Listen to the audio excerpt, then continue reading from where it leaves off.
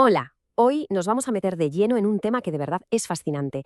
Ese viaje desde el conflicto que a veces sentimos por dentro hasta alcanzar una sensación de plenitud y de poder personal. Todo, como siempre, basándonos en nuestro material de referencia. Venga, vamos a ello. Para empezar, la primera parada es una mirada hacia adentro, a lo que el material llama el espejo interno. Es una forma de identificar esas luchas internas que, bueno, probablemente nos suenen bastante familiares.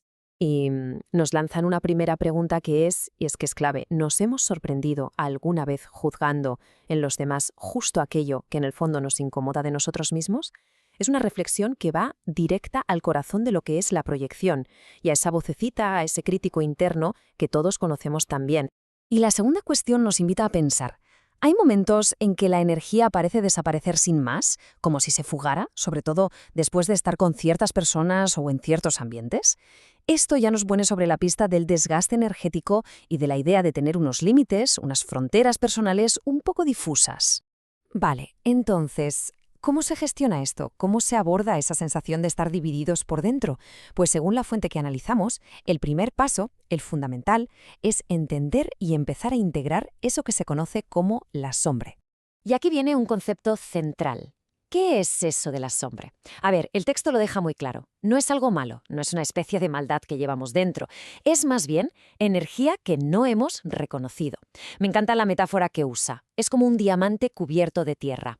Lo que negamos y escondemos al final actúa por su cuenta desde el inconsciente, pero lo que aceptamos e integramos, eso se convierte en fuerza pura y consciente. Y esta idea de verdad que va perfectamente resumida en esta cita. Escuchad bien porque es tremenda.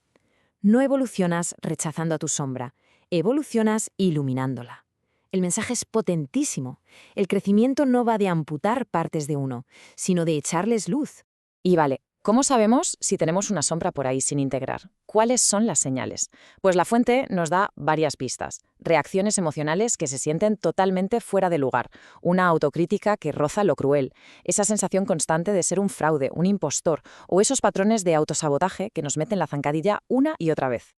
El cambio, cuando se consigue integrar la sombra, es que es un antes y un después. Es pasar de sentir esa fragmentación interna, de reaccionar en piloto automático con un poder que está reprimido, a un estado de unidad interior, de poder consciente y sobre todo de autenticidad.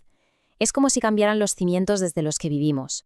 Venga, vamos ahora con la segunda gran solución que se nos propone, la idea de desarrollar nuestra soberanía energética, que no es otra cosa que recuperar las riendas de nuestro poder personal y aprender a gestionar nuestra propia energía. ¿Y qué es esto de la soberanía energética? Pues, en pocas palabras, es la capacidad de gestionar nuestro propio campo energético con madurez. Pero ojo que esto es importante. No se trata de construir un muro y aislarse del mundo. Se trata de tener un filtro inteligente, de saber qué dejamos entrar y qué no, que resuena con nosotros, sin perder la conexión ni la empatía. Y al revés, ¿cuáles son las señales de que esa soberanía está un poco floja? El material es muy claro. Ese agotamiento brutal después de eventos sociales, sentir una culpa tremenda por priorizar nuestras propias necesidades, la dificultad para decir que no o para mostrar desacuerdo, o eso de absorber las emociones de los demás como si fueran una esponja. Y de nuevo, hay una frase que es que lo clava. Es brutal por lo clara que es. Dice, amar no significa absorber, servir no significa agotarte, comprender no significa ceder tu poder. Es un recordatorio increíble de ese equilibrio necesario entre dar a los demás y cuidarse a uno mismo. Muy bien, ya tenemos la teoría, los conceptos clave. Pero claro, la pregunta del millón es, ¿y ahora qué? ¿Cómo llevamos todo esto a la práctica? Pues vamos a ver las herramientas de transformación que nos ofrece el material. Pues mirad, la primera herramienta, y para mí la más importante, es empezar por nuestro diálogo interno, porque el cambio de verdad, el que se sostiene, empieza en cómo nos hablamos a nosotros mismos cuando nadie nos oye. Es que en esta tabla se ve clarísimo, fijaos en la diferencia tan grande entre decirse soy defectuoso y decirse soy una persona compleja y estoy evolucionando. O pasar del no debería sentir esto al puedo sentir lo que sea sin necesidad de actuarlo de forma inconsciente.